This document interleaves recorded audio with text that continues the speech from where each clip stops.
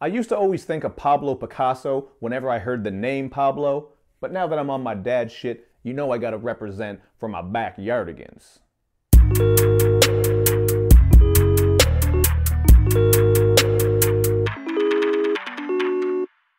What's up, everybody? It's Luke James, not the singer.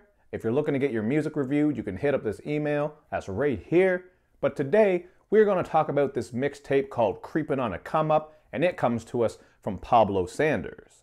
Now, Pablo is an MC from Canton, Ohio, who's been at it for a little while now. And if you want to check out this project, his other music, and also his links, you already know what to do, man. Just take a look at the information box I got for you underneath this video.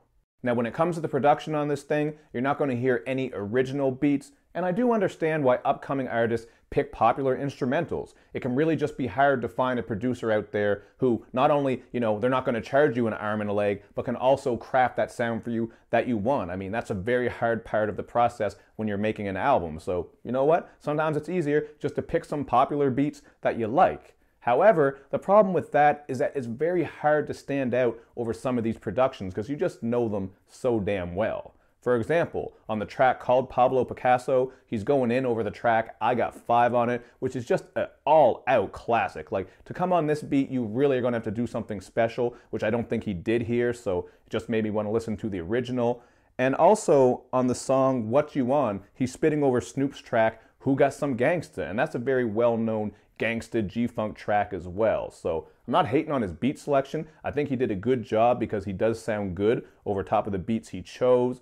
But, when you hear these beats that are so high quality with an upcoming artist, you really do notice the difference. By no means is Pablo a bad rapper. He definitely has some charisma and confidence to his voice. And of course, he's rapping on beat, which is really half the damn battle. But he also doesn't have anything unique happening with his voice or with his delivery style. He really does sort of just remind me of a generic LA rapper, and to me that was interesting because he's actually from Canton, Ohio, but in spite of that, you can really tell he's inspired by that G-Funk sound. For one example, you can check out Rich Fantasies Part 2, where he's just fantasizing about getting his money up and being able to help his mama get some nicer things. This one really has a G-Funk sound to it, and I think it actually suits his style very well. So he does sound good on this type of production. It would just help if you got some original beats and maybe worked on coming with a more original sound himself, just the way he's rapping.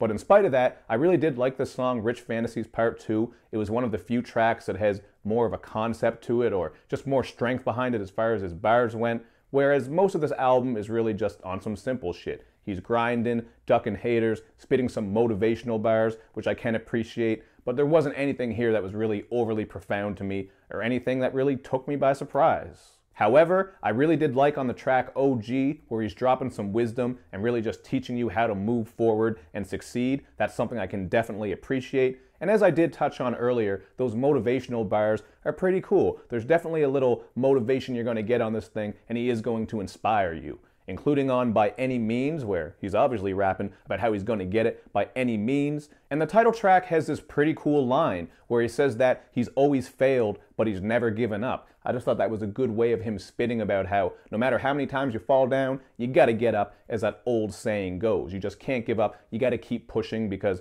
that's what separates the winners from the losers. So conceptually, that's really all I took from this thing. You do get some more fun, lighthearted party tracks like Late Night, but ultimately, there really isn't too much to praise here. It's hard for me to praise a project that doesn't have original beats, and then the rapping isn't anything too deep or original either. I really think if you're going to pick popular beats, well-known instrumentals, whatever the hell you want to call them, you really have to have a unique rap style or come with some bars that are more memorable, whether you're bringing stronger concepts or even just dropping some shit that's maybe humorous or, there are just a lot of different ways you can make your rap style stick out, and I didn't get that here. Definitely a serviceable rapper. I wouldn't say that he's bad, but I would like to hear him expand his content and maybe get more creative with his overall sound. So for me, this is a 2.5 out of 5, which means it does pass, it's worth checking out, and I think if you like that West Coast / G-Funk sound, you'll certainly like some of what Pablo has going on here.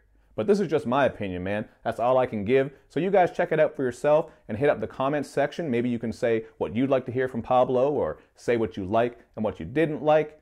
And of course, make sure you do all that good YouTube and social media stuff, man. You know by now. Click like, subscribe, and check me out on all my platforms. Thank you for watching, everybody. I will see you next time.